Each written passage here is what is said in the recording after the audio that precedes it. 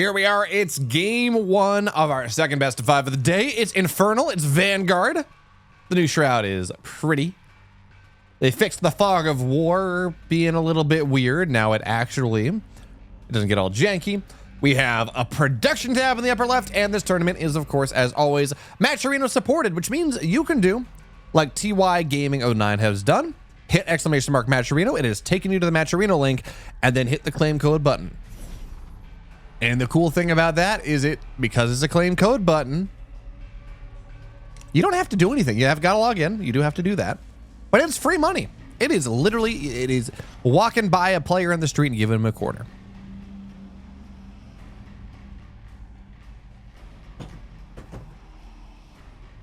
So please do so as we get to take a look at how everything's going to happen. By the way, there were a lot of changes. Infernals got by far the most changes. I guess adding in worker queues to both Vanguard and Celestials was a big change. But the Infernals got probably about 25% into Infernal 2.0. They're like Infernal 1.25 or something. Which, well, one of the things that changed is now their structures build a little bit slower for the most part off Shroud, but on Shroud they build about a third faster. The build time is doubled, which means that they build about a third faster. So what we saw msrm do here is he went and he built a meat farm at the natural, and then he put a shrine down. Because if you put a meat farm down, that's another big change, is that Shroud is generated by all infernal structures now. So you take a look at this and you say, well, okay, if I get a meat farm's built very quickly. I can then I can use my meat farm to boost my shrine. Which is exactly what msrm has decided to do. Is he open up Vault Conclave, I think, into the shrine.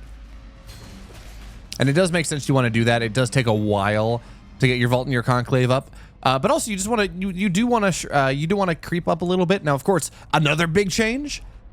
Fiends still pop up out of these brutes, but you get these phantoms from what was once Infest is now called Curse. It's functionally the same mechanic. It just looks a little bit different. And unfortunately, the little Shadow Mastiffs killed off the newly nerfed Effigy. It now costs twice as much Animus, or no, 5 more Animus. It was 15, I think, and now it's 20. So it costs a little bit more Animus, and it was just killed off immediately. Of course, Curse glaives, you actually get those from the gaunts at the very beginning. They have these cursed glaives or whatever it is that go and effectively apply Infest if you're on Shroud. And you get those at the very start. And again, these phantoms that generate from Infest, they have a 30-second time life now, as we can see right there. So it will make Fiends a lot easier to balance going forward, which I think is a good change overall. I think that is a very good change.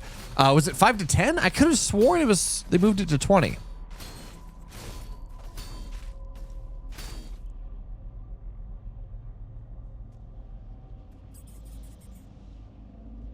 Could have sworn the effigy change was a little bit more, but maybe that's 5 to 10. Okay, I could have sworn it was worse. Anyways, effigies do cost a little bit more now, but it's 5 to 10, not 10 to 20. I was wrong. Chat is telling me I was wrong. Yeah, Infernal models are OP. Please no nerf. Well, you know, whether they are OP in the game or whether they just look cool, well, we're gonna have to see. I do really like, by the way, the Brute upgrade. This new, not Fiend Explosion, Infernal Fury, which is bonus movement speed, and when they attack, they apply a stun. Quarter second stun, I think it is. Every 2 seconds, you cannot chain stun units, but it makes them a lot. They move pleasantly fast. As this brute was just eating a Sovereign's Watch. Maybe not the best here, but I was going to go up the high ground, and let's see how this happens. Also, if you do get Fiendish Fury, your brutes also, they attack faster if they're on Shroud. So there's more benefit to staying on Shroud. You get HP regen, you get Curse applied from your gaunts, and you attack much faster once the stun lands. Hello, Hello, Super Weasel, saying, usually catch my YouTube content, but happy to catch you live. I'm happy you're here, Super Weasel. It's a good day. The patch dropped about 24 hours ago, 26 hours ago. I've played like not a lot. I played some customs. Try to get a handle on things, but It's evolving. And okay, use tier 3 already. Long shot modules on the way. Sovereign's Fury getting at it in. Ariel says he's rushing Archangels. I would believe that. I would buy that. There's nothing on the Legion Hall right now, but one of the benefits of opening up onto Last Hope is you kind of get a 4th base for free in a way that the other factions don't really get.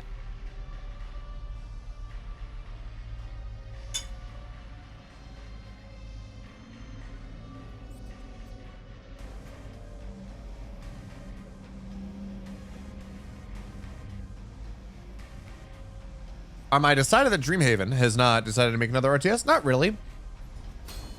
If you think about it rationally, opening up a studio and saying we're gonna make a world, like we're gonna make an RTS in the tradition of StarCraft is kind of bonkers. Like, realistically, that is dumb. And I say this as someone that's a big fan of Stormgate and really hopes it succeeds. There's a reason I am doing these things. I enjoy the game. I enjoy a lot of things about it. But the amount of work that is required, like the amount of work that is required to polish an RTS to a level where people would want to play it is so much higher. Like spinning up an FPS, you get an Unreal Engine license. There's a lot of stuff already there and it's fine. Look at what they had to do with Snowplay. The lift is so much higher. The Prisms are going to spawn some Phantoms on the low ground, but here's some Magmadons coming from a bit of a flanking angle. Their stun is ready now. They're reasonably fast, and they're going to get on top of a lot of these Arches. They're going to blow them sky high. And that Fiendish Fury is on the way now. Unfortunately, there are no Brutes, and the Fiendish Fury is not done anyways. Yeah, we got a production bar. It wasn't in the original patch notes. They added it in later, Ares Armory Studios.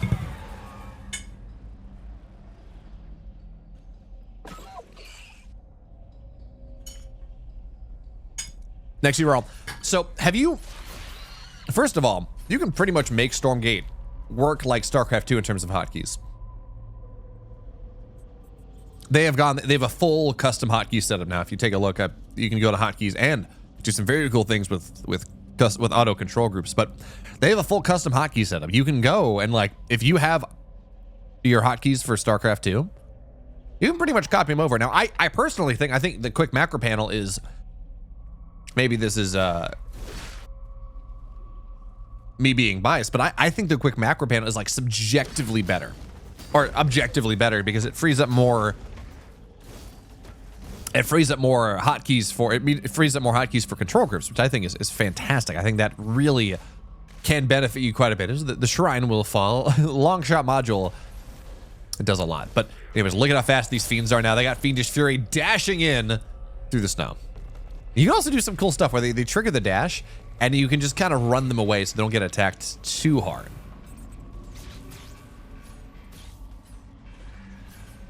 We're gonna get the second upgrade, Fiend Explosion. So you get 2 additional workers. As the Archangel Harass is gonna arrive.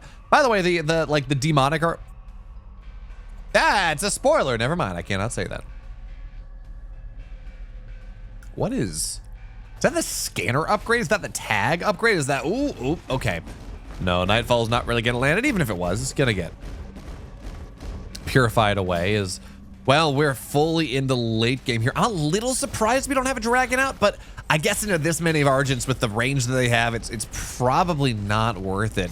So notice all of the Shadow Flyers up top, they were buffed. Now the Bloodburst is a 3 range attack instead of a 1 range attack. So it's actually a lot easier to go and get them to make contact before they get exploded, which works out very nicely. But these are here to make sure that the Archangels don't just kind of like bomb on top of the army. So lots of Fiend Explosions done and a ton of Fiends, which, by the way, they shred. They absolutely shred structures. -2 armor per attack. It stacks. So that was minus like 30. That was minus 60 armor on there, but unfortunately, Sovereign's Fury plus a lot of blast nodes. Not really doing all that much, but now Magmadons are going to come stomping forward, and this is actually going to be really, really nice. That's a lot of Argents that are going to get taken down, but there's actually not... Oh, wait a minute here. msrm. I didn't realize this. His army just doesn't exist. Like, I'm like, great. Okay, Fiend Explosion, good harass. The Magmadons make really good contact, but he's down like 100 supply. But I think we need to take a second here and appreciate just how good this looks. Like, with the Shroud everywhere, and the Shroud Stone burning a little bit, and the Dragon, oh, not even the Dragon here, but the Shroud Stone burning as it's close to death. I mean, this just looks good. So the Dragon's gonna show up on top of everything, cursing everything.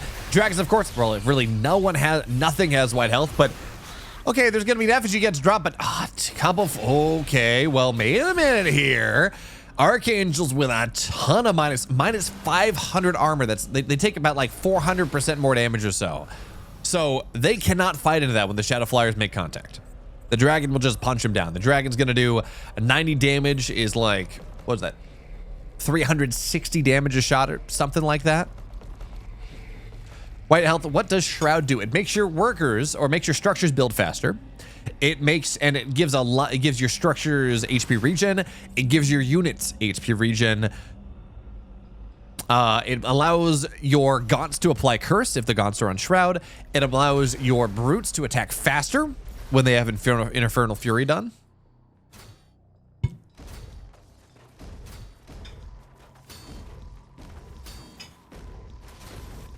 I wouldn't be surprised if we got retooled a little bit in the next patch.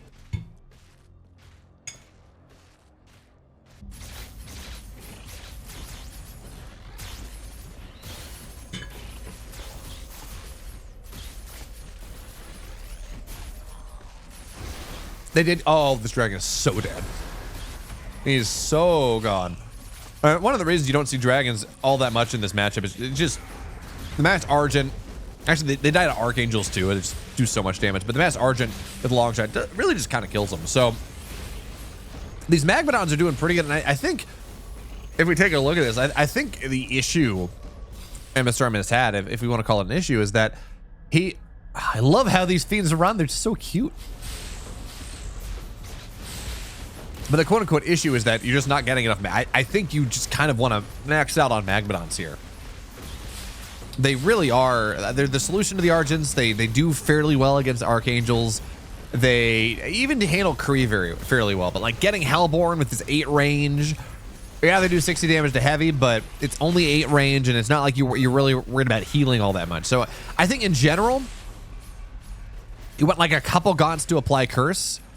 And then you really just want to be like, oh, new flaming particles. Wait a minute here. Look at the flame on. It actually looks a lot better. But I think you just want to be like max Magmadon with a couple of gaunts to apply curse. And I think that's kind of it. I like, by the way. So on the edges of Shroud, it's whatever. But as you go deeper onto Shroud, look at all the fog. I'm not totally sure what. Yeah, like, there's a lot of stuff in this game that they didn't necessarily mention. Okay, this is kind of cool. It's an Elder Shrine on the front lines, and this is just to give it an additional tons of HP. So there's one Elder Shrine on the main base, but compare that to a regular shrine, it's 2,000 more HP.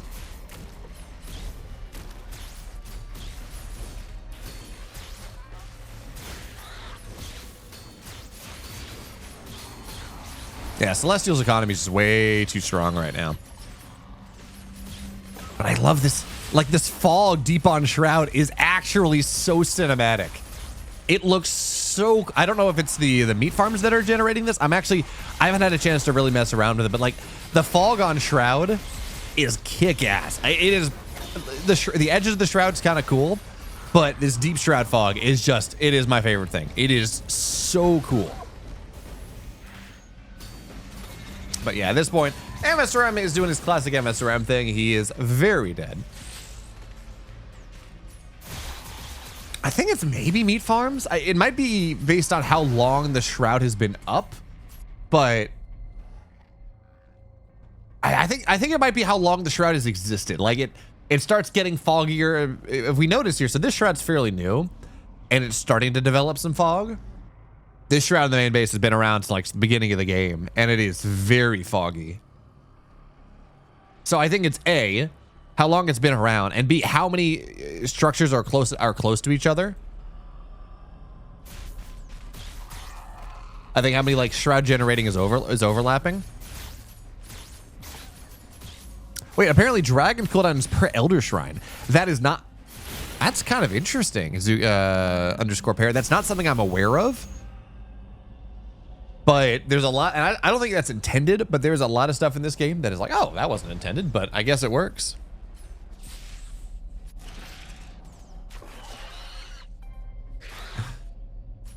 The fiends running around. They're so cute. I love the new fiend. It's so good. It's so good. But anyways, yeah, msrm is very dead.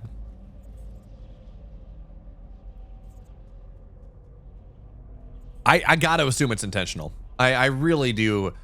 This looks to me like something that has to be intentional. There's no way it's not. But Battle Warriors replace the Shroud Cloud with blood on the ground. Respectfully, no. Actually, I think the Shroud Cloud is incredible. Like, sure, the blood when you want to have blood when. I love that micro you can do, by the way, where they charge forward and you can they just hold the buff for a little bit, so then you can kind of run them back. But blood is on the ground when units die. That's fine. We got these blood splatters. This dragon's gonna pop out once again. msrm never gives up when there's a dragon on the field, but I don't feel like this dragon's gonna. I don't know how much it's gonna be able to do. Yeah, the Shroud is. Yeah, it's so cool. The Shroud Cloud is so cool. As the dragon's gonna again keep doing what he can. Ah, they renamed that. It's now called Phantom Pact. But he's a dead boy. This is a theory of a dead msrm.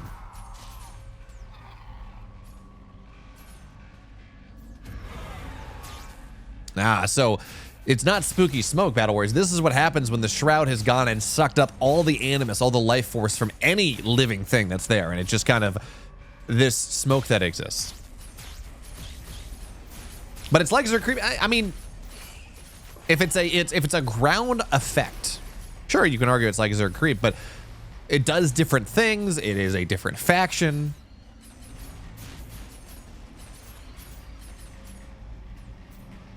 And if you remember the intro, if you've seen the new intro cinematic for when the SDF Vanguard arrives on Earth, if you've seen that new intro cinematic, they're flying through these great big red lightning animus clouds surrounding the Earth. Like it totally fits with where they're going, in my opinion. It just looks kick-ass.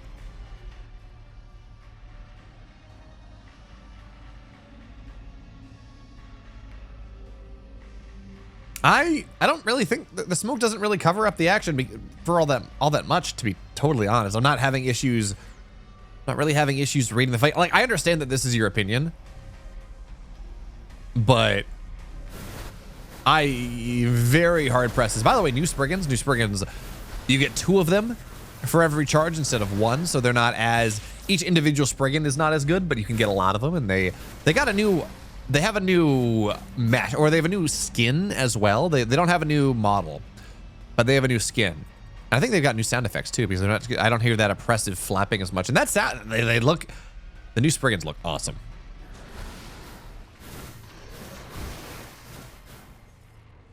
I kind of like it more.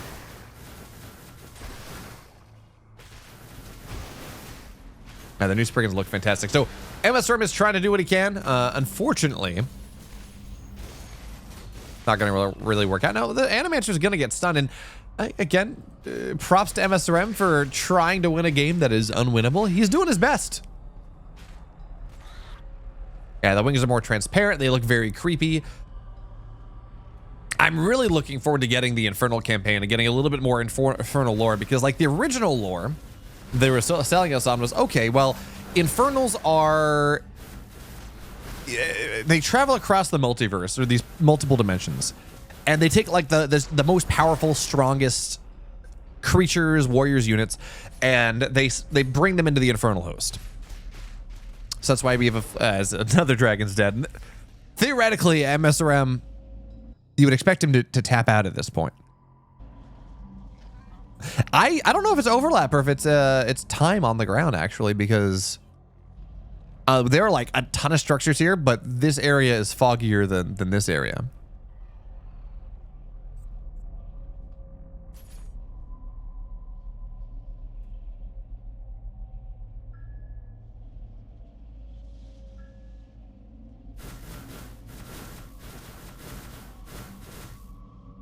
So, Battle Warriors, that's not what Shroud is. And I don't know, have you, Battle Warriors, before we talk about this more, have you played the new campaign? Because that kind of explains what Shroud is. Is Vanguard dead? Anything that's not Celestial right now, we're going to have to see, I think we're going to have to see an eco hotfix fairly quickly. Anything that's not Celestials is pretty dead right now. So yeah, but so the point is that Shroud is like is the thing that is sapping up the animus from these areas. So it doesn't make sense that it's going to be lava, because that's not, again, that's not what it is. It's kind of this, the Shroud is dead zones. Is this kind of this animus that's being sucked up. So it makes sense that it's not lava, because that's again kind of not what it is in the context of the Infernal host. It's also not a life form. It's kind of this magic vacuum. Another dragon's on the map, by the way. Third dragon here is msrm is trying desperately to hold on. He's gonna run in, he's gonna stun up everything maybe. Big curse goes down, he's gonna go suck it right back up once again. But Dark Prophecy, Fiend Explosion's going pretty good. Dragon continues to have to run. It's the best possible fight that he could have, but now the Archangels come dropping down on top, and, well, flame on. In the words of Johnny Fuego, or whatever is Johnny something. msrm continues to be dead.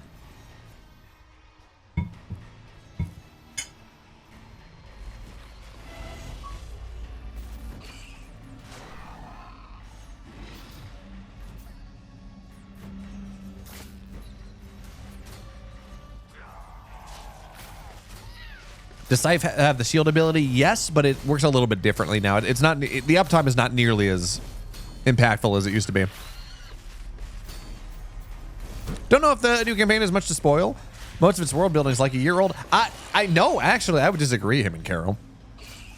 Like, the very first thing that we see in the campaign, like the new cinematic, is a massive change, as msrm is dead in this game one. He's been dead for a while, but...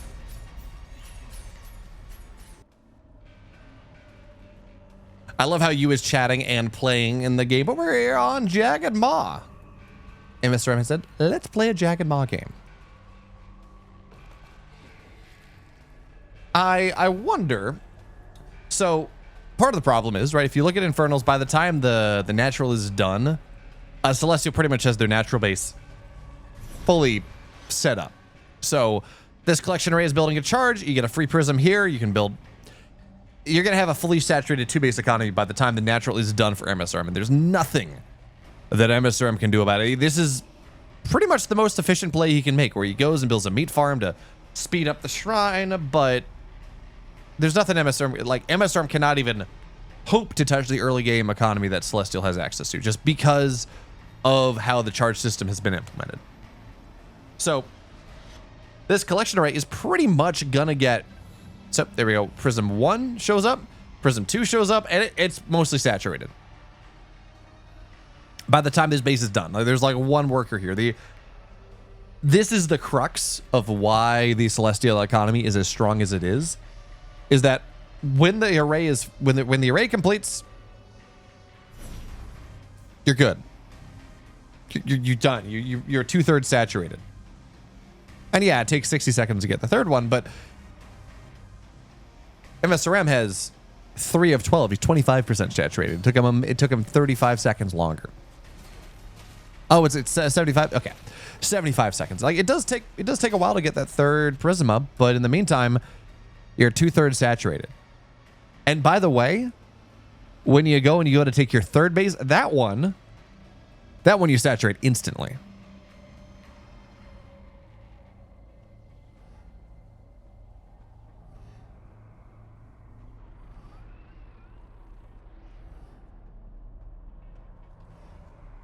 Oh, by the way, also I was talking about how the production mechanics are a little bit different for Infernal now, where you see the unit build outside of the structure for like half a second as the charge gets spent. I'm trying to see if I can catch it. We saw it a little bit right there with the imp. I'm trying to see if I can catch it in action. I was looking at the wrong one.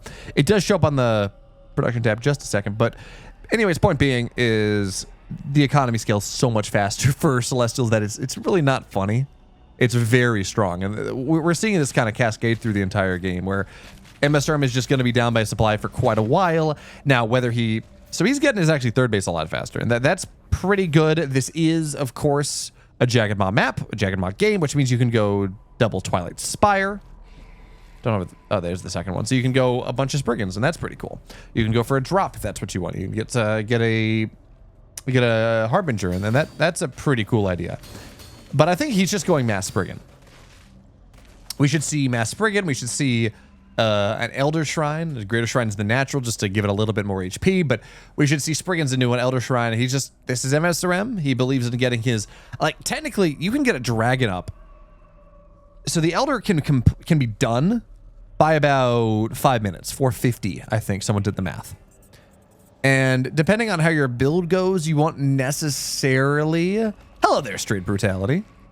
Depending on how the build goes, you won't necessarily have 750 for the dragon, but you can get it up pretty close. No, this map is not in the ladder pool. Honestly, I think they should add it back in. I think a lot of the issues with the map have been balanced out. Not necessarily that the map has changed at all, but the issues with how the map works have been just the balance in the game has changed to where it's not nearly as problematic.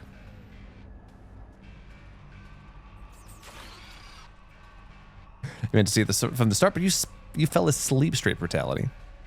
Well, welcome back. This is map 3 of our second of 5 series in the evening of this evening. As, by the way, we have the I kind of expect the V5 to get redesigned at some point. Just it doesn't really feel super. It feels like a placeholder. I know it's. I don't know if it is. I don't think it is. It just kind of comparing it to a lot of the other stuff we see. Just it feels like a little bit more of a placeholder. But anyways, so we have this triple spire. But I didn't see any Spriggans get made. We are doing best of 5s, Buttersman. You can see in the upper left here, right there. Yeah, see, it says best of 5. So pressure with a V5 and a bunch of Argents. They don't have long shot yet, but they do soon. And there's the Spriggan. So importantly here, this means the V5 is not going to get a single shot off. But okay, Nightfall's going to go down. No Purified just yet. And this is actually going to be a reasonably good fight. Spriggans are pretty good against Argents. Of course, they were nerfed. They were blurfed. You get twice. Each individual Spriggan is not as good, but you get twice as many of them out of a single charge. So they're reasonably good against Argents. Now we can see Argents are killing a lot of them, but they can slow them down. They do bonus damage to heavy. They do reasonably well. And actually, their attack is a little bit better as well, whether you do 9 damage instead of 3x3. So they technically do less damage, but they're also impacted by armor less. So.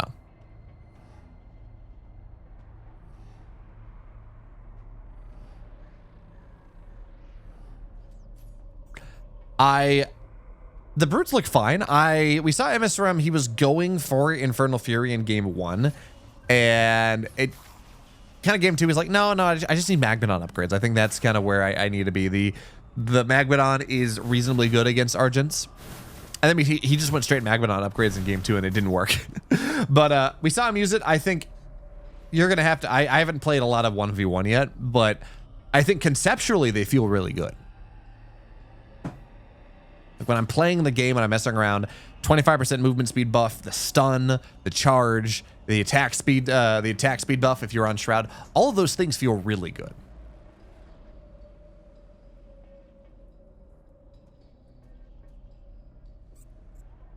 Yeah, I think what is this, you? I'm sorry, I didn't notice this. I was looking at other things. I'm so used to not looking for a production tab in Stormgate that I didn't even notice, but it's a double Arc Forge. Each Fate Ender Beam, it does 1,000 damage. A Shrine is 1,500 HP. You is taking a page out of Party's book here, and he wants to go send msrm to heaven. So double Fate Ender Beam. Bunch of Spriggans are going to have to pop out here, but they're just not going to kill it in time. So this is the new cheese, the Huda. The cheddar, the buffalo, whatever it is. Double lasers all across the sky. Yeah, this is... And Hellborn, they don't shoot up anymore. Oh, no, they do shoot up now, but they only have 8 range, so they're not doing a ton. They don't really have... Ooh, new death sound. Sound like dying insects or something. But they die. You has been in the kitchen. He is cooking.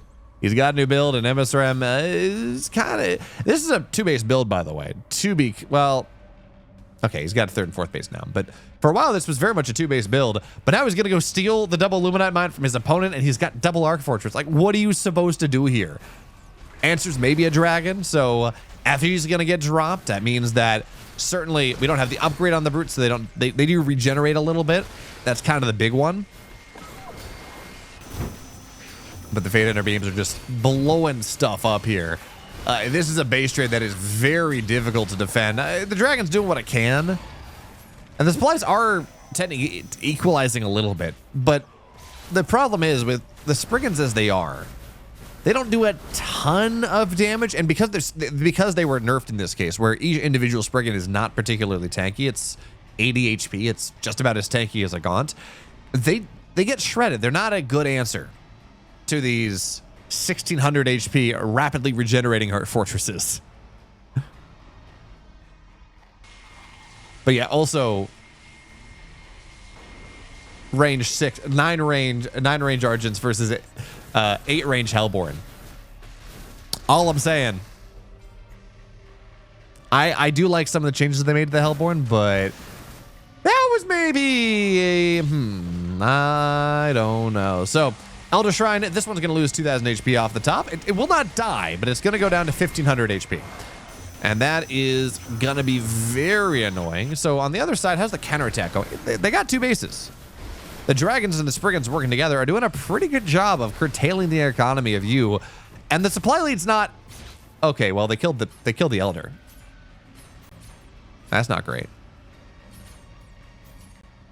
So the Elder Shrine is dead. Another base falls as we are solidly in the base trade territory here. Unfortunately, there are Animancers on the field. Dark Prophecy does a ton to these Spriggans.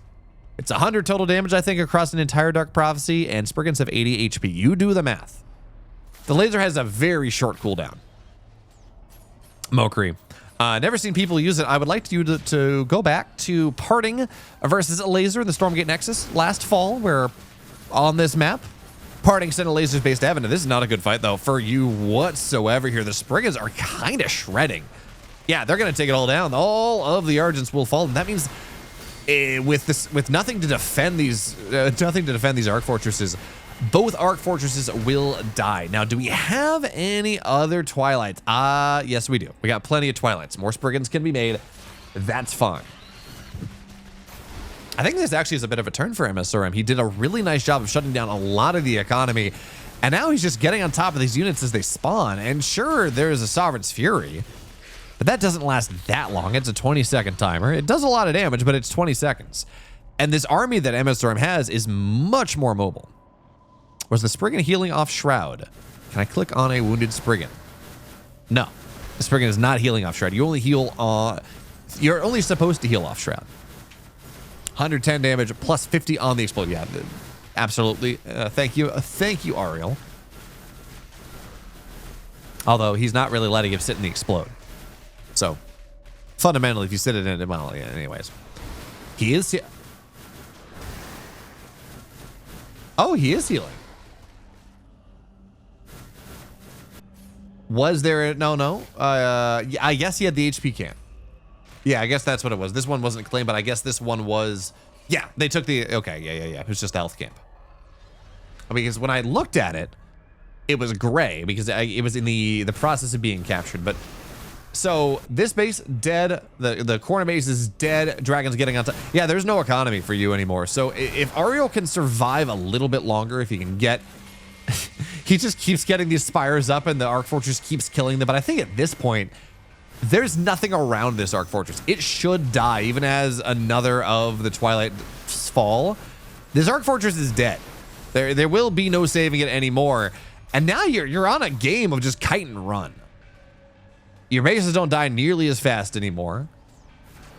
You are a little bit worried about Dark Prophecy. You're a little bit worried about the Gravity Flux. But other than that, I mean, it's not a big deal. So Speed Camp's going to get taken out. And the Prisms on the front line, they're just going to soak some damage, I guess, as the Shroudstone Manifestation is going to be there. Notice the targets, of course, are going to be the Cabals first and foremost. They are what matter. They can shut down this fight, well, as much as anything can. But at the end of the day, with all of... I can't even click on them. With all the Gaunts and the Spriggans and the Dragon, I think this is a game that msrm has been able to clutch out. Good Nightfall at the end as well, just to slow things down. And I don't know how much power there is, but there cannot be a lot, and certainly there is no Purify available. Clearly there's not. The Phantoms are going amok. The Fiends are where they need to be, and you will fall. Game 3 will go the way of our Infernal player. For the first time tonight, a Celestial does not win. All right, so game number 4, the Mass Spriggan Dragon idea, the very quick, like the 6-minute dragon. I think it might have even been a little bit sooner, but that worked pretty well. But it didn't even necessarily work because it meant msrm could take the straight up fight. It worked because he was able to kind of go base trade and really reduce usability to go and reinforce, and then go from there. So people were talking about reworks, by the way. And I think like how Celestials, because we know Celestials are going to get reworked, and they had someone, I forgot who it was asking me how any guesses about how Celestials were going to get reworked. And I think while the collectionary prism thing might stay, I think they're just going to have to. It was a really interesting experiment with having a different number of workers to mine the same amount. Here's the early game chatter here, Buttersman. They were just saying that we actually got the server we wanted this time. And last game on this map we didn't.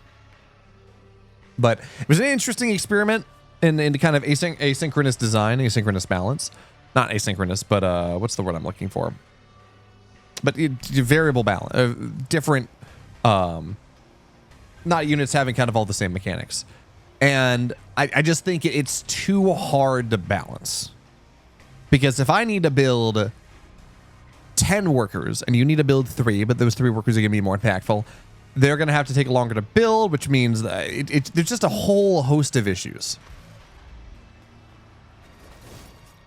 Yeah, the minimap and Fog of War are dark. This is actually a known bug that they're going to fix in the future patch. But if one player, the player with the better computer, if you load it, I don't know how this works with Observer. Maybe I have to have a better computer than one player, better than both, whatever. But like the higher spec computer, the running on like I'm not sure if it's higher settings or just higher spec, something like that. Anyways, I forget exactly all of the requirements, but effectively, if you have a better computer, you have a darker Fog of War. Asymmetric, thank you. I was like, asynchronous is not the word I'm looking for, but there is an A in there. But yeah, this is a known bug. They're aware of it. It's not fixed yet, but will be eventually, I would assume. Is msrm is getting a little aggressive here. He doesn't want to let you get the third base, because we were talking about this earlier. If you get the third base up, it is pretty much instantly saturated. So delaying this third base as much as msrm has had is really promising. Because now he's going to try to body block with Fiends a little bit, apply some minus armor because the effigy gets dropped, but that is going to go down immediately. So the natural is held. The third base is delayed, and behind this, well, Arc Station's done. Photon or photocapacitors are on the way. And I'm like, in my head, I'm like, photon catapult. What's a photon? Is photon catapult? Is that a weapon in Star Wars? I think it is. Photon, is it just photon torpedoes?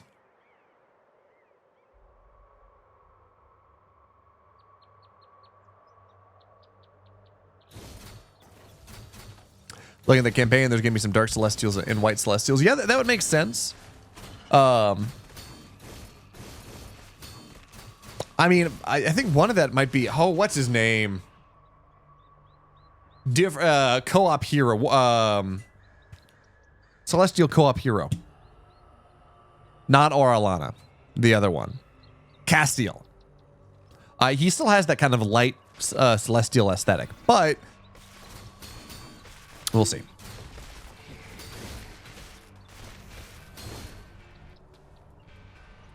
Yeah, Castile.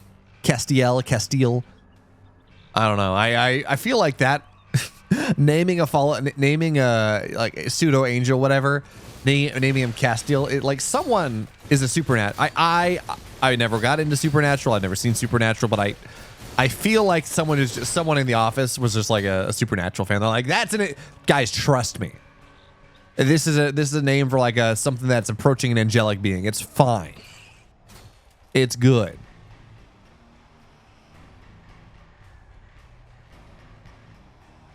So Wars is a infernal celestial, like is a celestial that has been corrupted or like taken down by the Infernal. So I think that's a little bit different than like a dark celestial. A dark celestial would be maybe like I'm totally blanking on my StarCraft words today, but like not the Nephirim, because that's actually human angels, but like the Dark Templar and the Stalkers, that sect of Protoss, that like the Tal'Darim versus the whatever it is, kind of that idea would be dark versus light celestials if they decide to go that route. Whereas Wars is a celestial that has been actively corrupted into a member of the Infernal host and is one of their war leaders. So just a little bit different. For now, though, Spriggans are now on the map, and they're going to start to take this third base down once again. And on the one hand, I'm really happy for msrm. This is great for him. He's going to kill the third base once again. He's going to continue to be able to harass. We're going to get to game 5. I love game 5. On the other hand, it makes it far less likely that we're going to get we're going to get Infernal versus Vanguard. Or far less likely we're going to get msrm versus Mixu. And I really want that. I want to see what Infernal versus Vanguard looks like.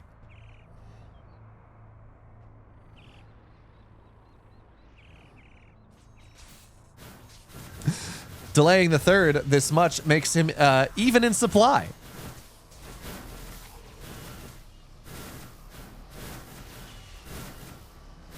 Makes him even in supply. And all I can think of is, look at what it takes for them to mimic a fraction of our power. 4 bases, and they delay our third, and now that makes the game even. Yeah, the fog, man, just the fog is so sick. This isn't even super thick fog, but it's so good. Like I would, what, you know what I really want? Because this is Unreal 5 and this is technically possible.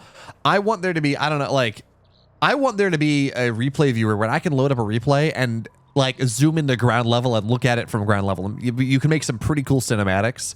Like if you remember the old base trade TV map intros that they would do, I want to be able to do stuff like that, or what the GSL did, which was kind of pretty involved, where they would have like cinematic versions of the hype battles from the previous week that they would have those animations.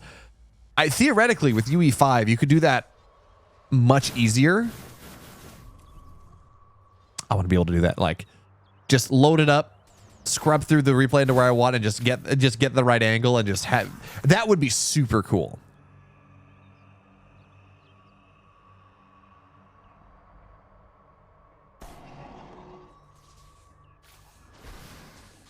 What are the ideas for a hotfix for Celestial economy? Don't make it so a collection array doesn't start with a prism. I think that might maybe make it like halfway into a prism being done or something. Is, oh, that dragon died so fast. Unseen Veil gives you the move speed to get on top, and then the dragon just dies. But I do think that maybe say making it so when you when a collection array completes, there's a prism that's halfway done or something. Maybe that's what it is. Maybe just make it so it's you gotta wait the 75 seconds, because realistically a collection array is a 50% saturated base. So taking 75 seconds to go to a, what is that, 4 out of to a 2/3 saturated base is not the craziest thing. As now he's got a ton of stuff here, and the dragon's dead, so that big investment, 750 is in the drain without really doing a ton. These Animancers, I don't know if they've got Dark Prophecy just yet, but there's a lot of upgrades that are on the way that are not done just yet. And that's a little bit awkward. So Hellborn are going to join the fray, but they do 60 damage to heavy, but they don't do any AoE. They're not the splash damage. They're not the siege unit anymore. But Flaming Imps are going to try to do something. They're not really making the contact that you would otherwise like to have. The splits are going to be there. Brute's coming in from the backside. Flaming Imps thinking about flaming on a little bit more, and now they're going to go, but I think the splits are fine for the most part. But actually, no, the contact at the end is doing pretty well here. msrm doing a very nice job of forcing his opponents back from the brink.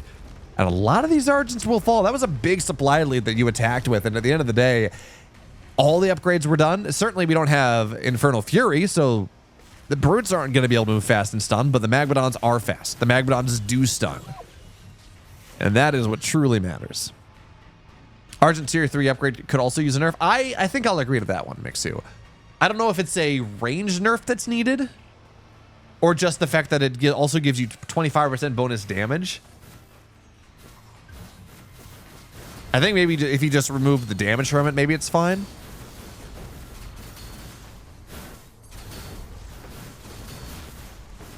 But I think at this point, I think using a pretty rough spot. Yeah, he got the dragon.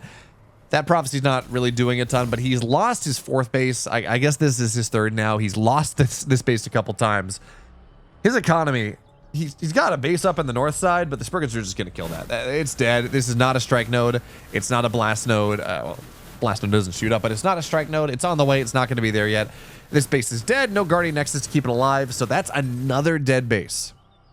And even as the Unseen Veil goes in to try to go respond to it, at this point, yeah, it's not enough. Yu's economy is utterly shattered. So even though he did kill the dragon, I don't think it matters.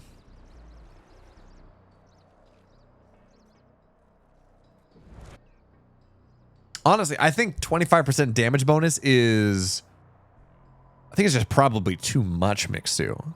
Like, even if you made it so long shot module was one upgrade and then there was a, I don't know, photon accelerator or something that gave you the 25% damage bonus. Oh, new bird sounds. Did you hear that? It was like crows flying away.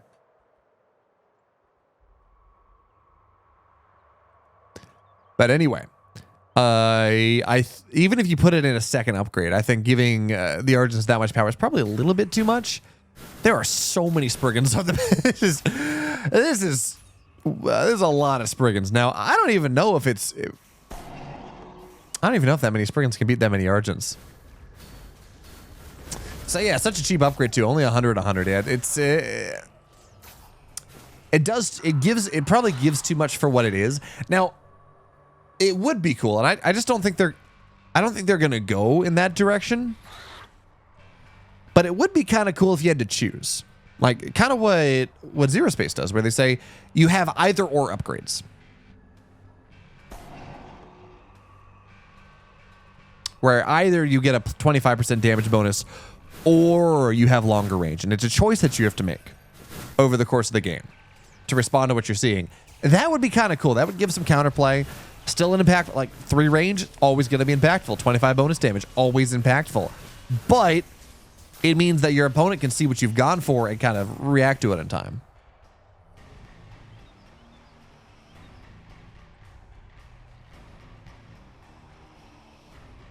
I think that would be kind of it's clearly not the direction that Frost Giant wants to go.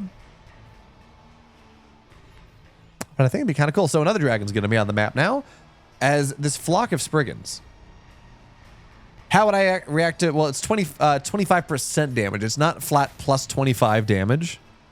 It's plus 3 damage, give or take. Wait, were there scanners in the army? Oh yeah, well, no, scanners don't really get made. At one point, you did get a scanner upgrade, I want to say.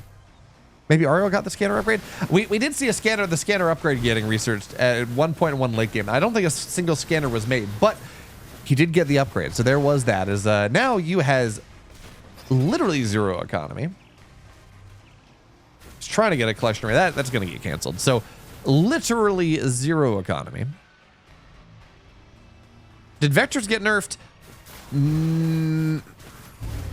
I think they changed something with how blink works.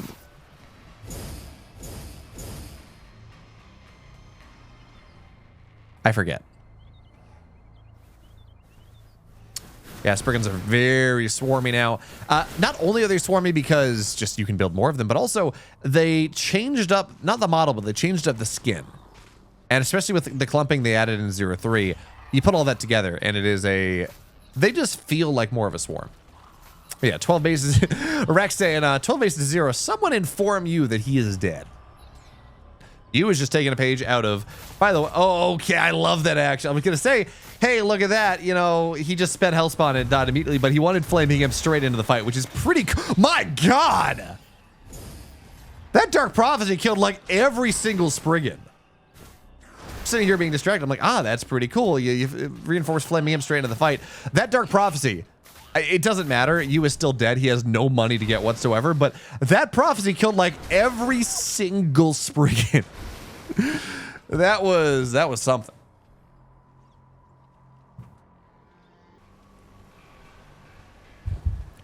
It is game number 5. Isle of Dread, the Stormy Edition. And it seems like msrm is figuring things out a little bit more, but all I want to do is just stare at the fog that you get when you have a bunch of structures next to each other.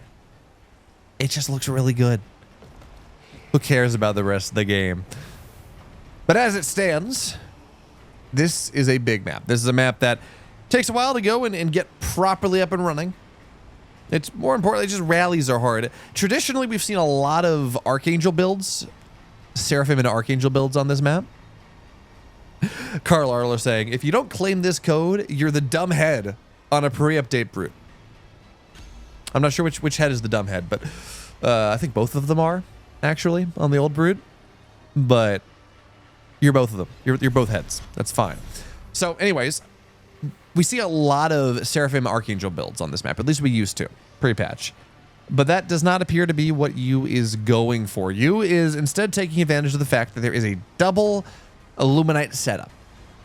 And he's just going to go expand. We should see this, yeah. The third Illuminite's going to get taken. And remember, because of, now, you're actually not going to instantaneously saturate the third base in the way that you would if this was kind of a standard expansion pattern because of how quickly he's taking the third array. So he's not going to have time for the other two arrays to go and build up a third charge or build up a charge and build up a charge and go for there. But he's going to be on 3 arrays. He's going to pretty quickly get 3 base saturation. And msrm, thinking about it, I love how the idle animation of the imp just goes like it sits in the ground. If it's not doing anything, it just sinks into the ground a little bit and wallow. Wherever it is, doesn't matter. Is it hard packed soil? Is it stone? Is it sand? Is it mud? It doesn't matter. It's gonna wallow. It's gonna sit there. It's gonna wallow in the primordial ooze and do whatever it wants to do.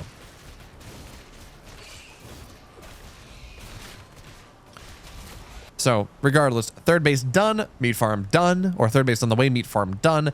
msrm just trying to maximize just the number of shrines that he has.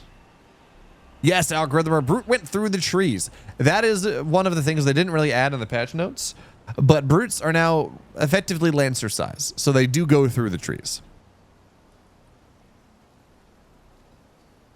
Which does make life rather nice. But anyway, speed camp taken, health camp taken, and now it's time aggressively creep. You're going to go and you're going to steal the vision camp from your opponent because, well, you is not playing super aggressively. He's going for 3 base. He's getting his tier 2 up pretty quickly. Guardian Nexus is getting started. All of these things slow him down from playing on the map, but obviously allow him to just power scale super hard. So vision camp's going to get stolen. Health camp might get stolen. The number of argents here looks like it's going to be enough, at least for now, to shoo msrm away. But triple Spire just about done. And behind that, so likely we're going to see the Elder Shrine go down pretty fast. You can get it started by like 410 or so if you truly want to go in that route, and then you can get a Dragon out very fast. Now, does he decide to go for that, or does he decide to go and just get a lot of Spriggans? Certainly there's no Shadow Cleft on the way at the moment. We can see because we have a production tab, except There's a Shadow Cleft on the way now. So I was going to say, we can see, but now we can see the Shadow Cleft getting started. So this is just going to be that mass Spriggan idea that msrm has really been finding a lot of value with, a lot of success with in the games he's been playing, in the games that he's been winning. It's crazy how 5 Argents will scare a general starting force. It's like, well, you know, some of the units were low. The Gaunts were leading. Gaunts have 65 HP. They are not... they got another haircut in the patch. They're just not tanky at all whatsoever. So they were leading, which means the Argents were able to target a couple of the Gaunts down. Just a couple things worked out that meant that it didn't feel all that great.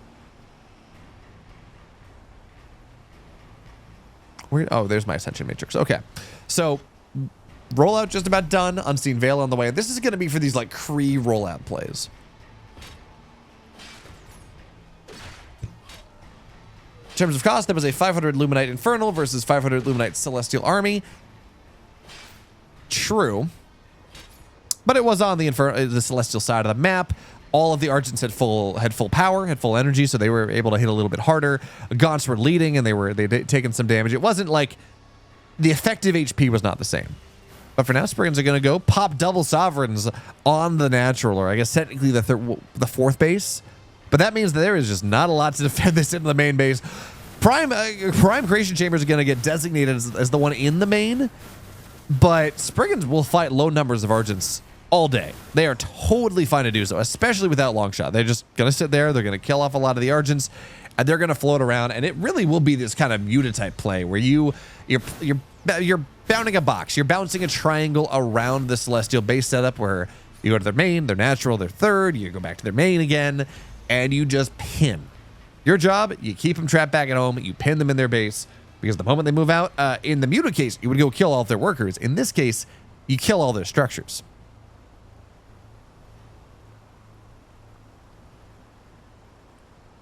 So we're going to see how msrm is going to be able to go and make this happen.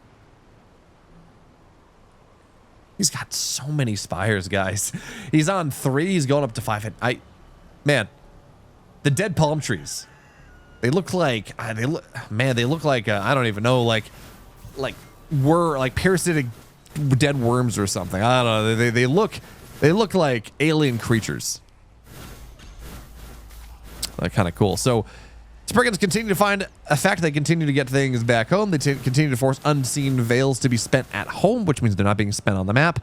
But do remember, Dark Prophecy is just about done, and that is where we saw msrm not lose because he was extremely ahead in the last game. But he lost every single Spriggan to a couple Dark Prophecies. They were there, and then they weren't. Dark Prophecy does 110 damage plus 150 plus 50 bursts at the end, so Dark Prophecy does 160 damage. A Spriggan is 80. Spriggans sit in Prophecy for any length of time, and they kill the Spriggan. Spriggan dies. So you have to be very careful of that. Is now the army moving on the right side here. It's going to go delay a Shroud Stone a little bit, but that also means that the Celestial army is on the map. It's not home, which means the Spriggans are going to start to arrive as much as they can. Strike Node is just going to get shut down. Binding Saliva on the Spriggans means that it just is not allowed to hit all that much, but they are going to get forced back here. The natural is dead. So we said, hey, the Spriggans might be able to get something on the other side of the map. Well, these are dead Twilights. Spire's done. Dragon can get made soon if it's not already done. And there is that. Only about 125 Therium away as this Dark Prophecy kills off. Okay, there's one imp that survives almost every single imp in the main base. Dragon, though, is going to pop out for now, but Purify is going to go there. Importantly, Purify, not only does it get rid of Curse, it also gives you energy back. So an Unseen Veil can be used to get out if you put the Animancers inside of it. In the meantime, this Elder Shrine is dead. Spriggans are trying to take down the base on the other side, and what are we at power-wise? It's a bug. We're in yellow power. I assume we might have enough power for a Sovereign's Watch at some point, but we do not have it right now. It's not spent right now, as far as I can tell. So that base is dead, but the main base, the more important thing, the main base is dead. The natural is dead. So msrm kind of in dire straits here. This Argent tier 3 long shot module push with a couple animancers. Not only has it killed 2 bases, it knocked down an absolute. It killed off every imp as well, but it's a big surround coming in from multiple sides here. How good are the prophecies going to be? Do we have energy for them?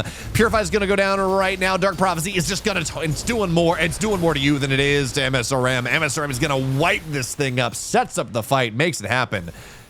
And the friendly fire on the Dark Prophecy was actually more impactful than the damage the Prophecy did. msrm is still down in supply, and he is only on 1 base. But if he can set up fights like that, he still has a very realistic opportunity, very realistic chance to go win this game. So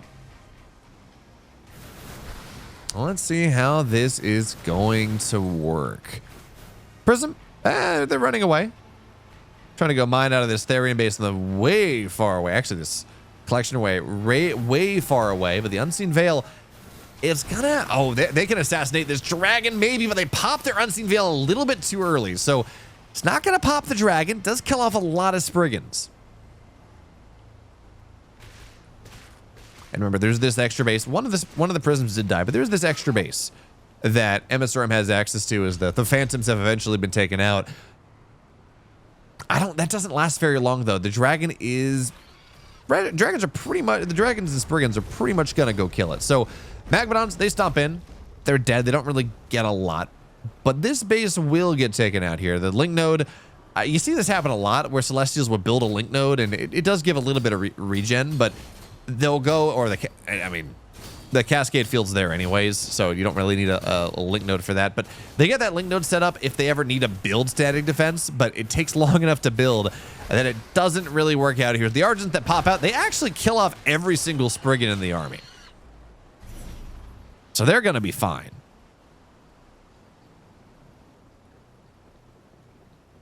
And Tensor Pulse is going to be on the way. So Tensor Pulse on scythes are the thing that goes, and it means that when you're very close in air, it does double damage. So it can be very good if you just want your scythes to dive on top of the dragon. It can be a very, very good solution to what msrm is building. In the meantime, msrm is only on, well, okay, he has gone a double expand. Back to the main base, back to the natural, but he's not mining out of it. He doesn't have the imps for that. And that's why having the Dark Prophecy kill off the entire Luminite line was such a big deal, because you don't keep him alive. When you go rebuild, sure, workers have charges, but it's not really enough. It takes a while to go rebuild that. So lots of workers set up here. msrm's got a decent amount of money, despite his economy not being in the best spot. He's got these workers set up, and I don't even know if he's got Flaming Imps ready to go, but he's positioning as if he does. And that means that you doesn't really want to commit into this, because, man, Flaming Imps, they can knock down this army. This is still a tier 3 upgrades, but still a tier 1 army. But here come, yeah, okay, the scythes are here now. There's not a lot of anti-air. It's like, I can't double click on them, but it's like whatever, 4, maybe 6 gaunts. Importantly, those Shadow Flyers are in the game now. Just join in. Is this the last game of the day? No, this is the last game of the second series. We have 3 more best of 5s as the dragon goes in and just gets kind of annihilated. Shadow Flyers are going to dive, but really only getting on top of 2 of the scythes. Dark Prophecy zones them a little bit, but that's a lot of Shadow Flyers to go down for really not a lot of impact. His Dark Prophecy is really just to clear out the trees at this point as the dragon gets low, will not fall. And Yu is kind of posturing here. Again, he seems very afraid of the kind of the engage that our Infernal player can set up with the Magmadons and Flaming Imps and the brutes that, by the way, do not have their upgrade. Infernal Fury is only about 1/3 of the way done. But he's just kind of afraid of this army that the Infernal player can get set up. So he's posturing at the edge. He's continuing to get the sides. The dragon is scary, but the dragon just pops, man. The dragon dies. Feels like it might be off cooldown soon if we have it. We do have it. Okay, so we do have an Elder. So it feels like it might be off cooldown soonish. So you might be able to make that happen, but here comes the big engage.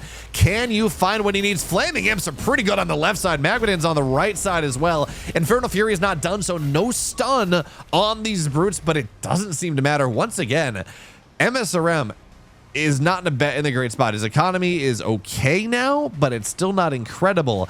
But he hits this big flank, and he just shuts down the army of you in a significant way. And now, I mean, this is a lot of Magmadons. This is a ton of Magmadons. And remember, Scythe's incredible. Scythes are very good against a dragon. Against Spriggans, they're fantastic. Against Magmadons, they don't really do a lot. They're not very good. Infernal Fury done, by the way, as well. So they're going to start to be able to mini stun up all these units. Dark Prophecy, not really yet. Okay, they're trapped around the corner. The Prophecy's pretty good, all things considered. But it's good against Brutes. It's good against Gaunts. It's not good against a 540 HP Magmadon. Good news, though, if you're a Celestial fan. Nothing shoots up in this army. These Scythes, while they are not as good against the ground as they used to be, nothing's killing them. They will eventually take this army out.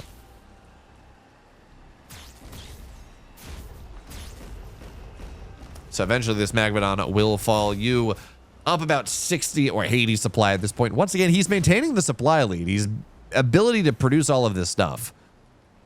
Algorithm were saying there's a strike force at the bottom. I was only just hitting right now. You has had this base for quite a while at this point. Now, that is a lot of Gaunts. That is not a situation that the Scythes here can deal with. Well, maybe they can. Gosh, I don't know how the new... Old Gaunts, you can't fight that. New Gaunts with the Sovereign's Watch?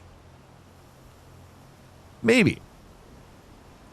New Gaunts are very squishy. But another dragon is on the field. Can the Scythes dive on top? Can the Kree get the engages that they need to? Now, Scythe, they're going to be able to get on top of this dragon fairly nicely. Good target fire on the effigy, but there's just not enough on the ground to really cause threat. And unfortunately, he was kind of just A-moved his entire army. So these Radiant Fury dead Kree that are exploding that would do 40 damage a pop to these 65 HP Gaunts, not able to get him on top. Like, what you should be doing here is when a Kree dies, remove it from your control group and just move command it on the Gaunts. It's going to explode. It forces them back. It's very good as this dragon is getting rather aggressive. But okay, you know what? He gets the curious. He's got the full heal. Dark Prophecy's doing what it can here. And msrm is fighting this very well from a position where he's in a horrible... He's not in a good spot in this game. Make no mistake about it. He is not in a good spot in this game. He really only has the dragon to work with. The Scythes went... I don't think the Scythes died. Don't know where they went, but it really is only the dragon. Psionic bringing us up to 150 bucks. Thank you so much, Psionic. Sorry I haven't been live for a while. Just life was busy. I was in Raleigh. I went to ESI 1 Raleigh, which was awesome. Although it's very weird to be an esports event and like not actually having call times. Now the Spriggans are gonna get on to this dragon. Just cannot fight the Scythes. But looks like the ground army of you can't really fight the ground army for the most part, not easily, of msrm. So it's kind of a wash here. The dragon goes down once again. Dark Prophecy was good enough, and now the Scythes are here and they're gonna take down some of this. But I'm looking at this, and on the one hand, I'm like, 200 supply to 100. This really does feel like a game that you should just be able to close out. Yes, they do gain bonus attack speed if they're on Shroud. That is only if you only with Infernal Fury. I believe the way that works is if they go for the stun, then briefly they have 50% more attack speed. I don't think that's just if you're on Shroud, it's a 50% attack speed buff. Why does you float so much? I don't know, HYY.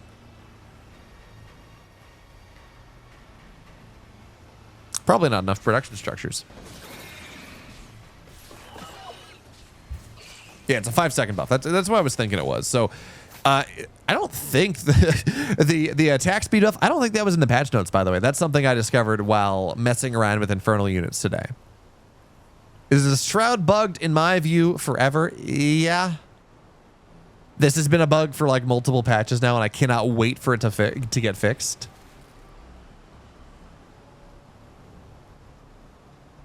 Now Archangels are on the field. They have Scorched Earth, so they're going to...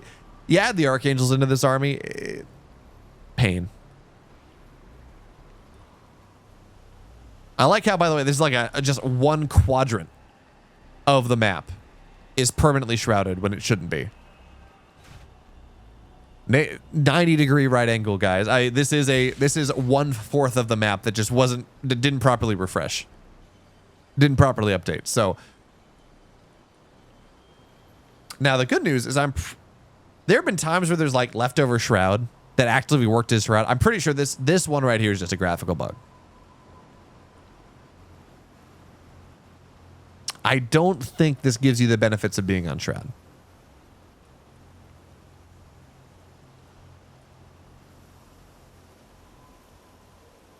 Imagine if it did, though.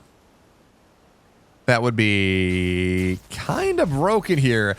As a Sovereign's well, the collection array is going to get forced back a little bit, but Sovereign's Fury is a pretty good unit. Importantly, though, the scythes, we talked about it before. We're going to talk about it again. Scythes aren't that great versus ground units, but again, if the ground units don't show up, it does not really matter. Argents continue to have to run, and man, these Magmadons are doing so much, but here come the Archangels. Oh, I think that's a mistake. They're on the front lines. They're still good. I'm not going to complain about having a bunch of Archangels on the front line, but man, if they slammed on the Gaunts, the game's over. Yeah. The 0x0, the first version of the big patches always have a lot of bugs. They fix a lot of bugs, but more get added in.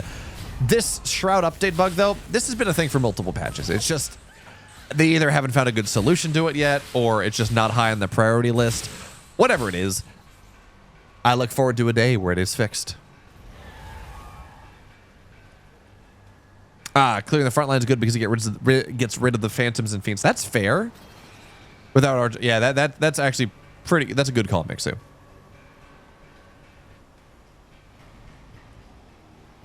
I feel like if you kill off the Gaunts, then there's nothing to deal with the Scythes, and then there's no world where msrm wins the fight. There's still probably no world where he wins the fight.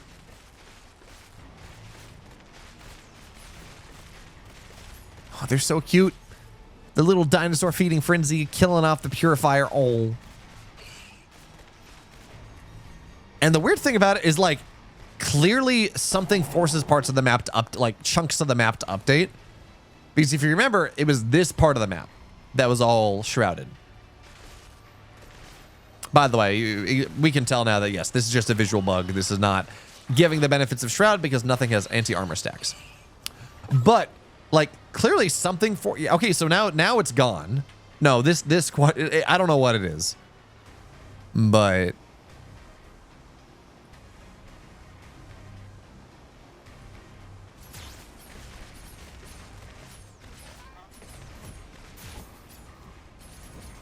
Man, the smoke is so cool, though.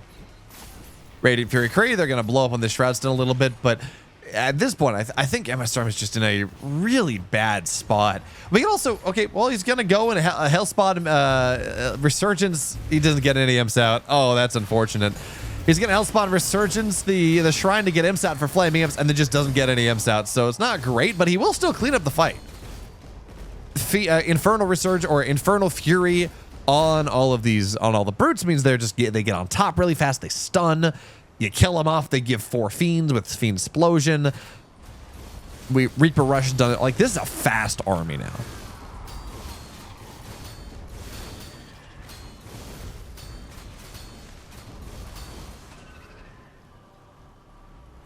Meanwhile, Archangels and everything on the bottom side. I don't know if there was a base here at one point for msrm, but there certainly isn't now. It's dead. Structures go down. This is turning into a fairly cool game, and if we take a look at it, okay, this is technically 5 bases for you, but his main base is mined out. His third base are mined out. The 4th base was killed and mined out.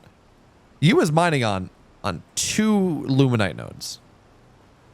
In fairness, oh, the deep smoke. In fairness, msrm isn't mining at all. He's long distance mining. He has no money. The only money he's going to get in this game, theoretically, easily, is from taking the Luminite camps and killing creeps in general. That is how he gets the money. He's got a long distance mine. And that's just not how you want to play. That just is not a good situation to be in. So he's holding on. It's game 5. Winner goes to the winner's match. Loser goes to the loser's match.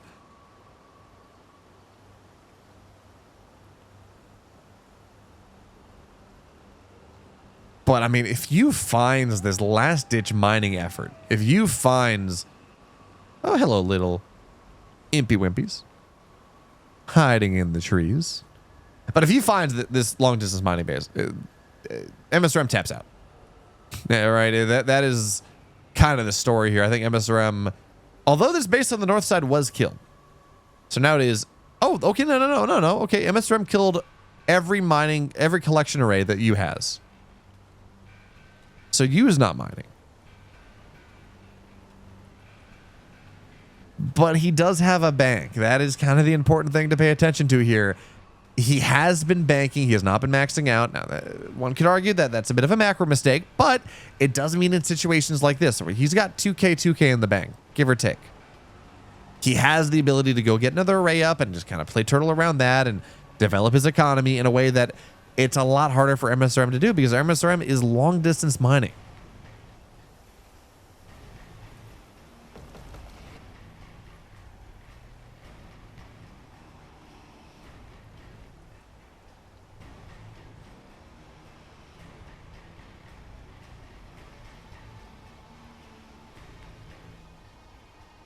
For ultra good shadow flyers, on archangels, yeah, if you get really good shadow flyers on the archangels, maybe.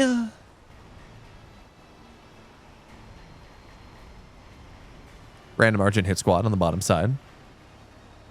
There should be chat integration where we can force msrm to GG. I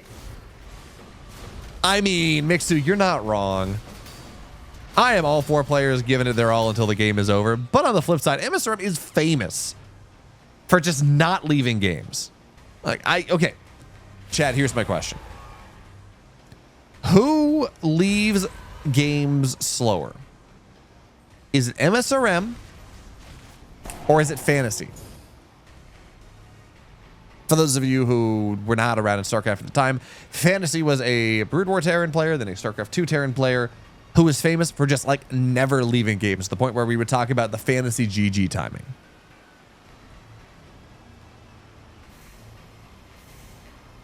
Last time this happened on my stream, msrm ended up winning. Yeah, no, actually, algorithm more because that happened earlier in this game and the game msrm lost. / poll. Yeah, we can do this.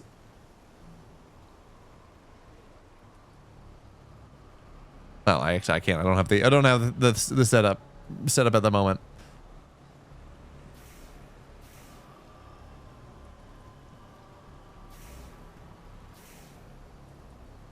Yeah, you know, msrm can win, and if this is game 7 of EWC or something, I totally understand. But I'll let y'all in on a little inside baseball. God, this looks so sick. It's messing with my frames, but it looks good. And if I had DLSS, it'd be fine. Regardless, look at the Hellborn spawning out of the smoke, guys. It's so good. Meanwhile, msrm has lost another fight. He's tried to get this base up, but there is a flaming archangel there that says, no, it's not allowed. You don't get bases. What kind of game do you think this is? Bases? Mining? Yeah, no, that's not okay. So Archangel is here. It's going to go pop the avatar form. Here come the rest of the Archangels. And with that, surely the game's over.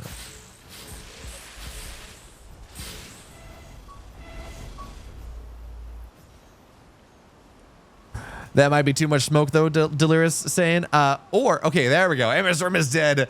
He moves on to the winner's match. It's going to be msrm versus Mixu in the loser's match. Of course, if you like this, you want more Stormgate, hit the sub button. Follow me on Twitch. I'll catch you next time.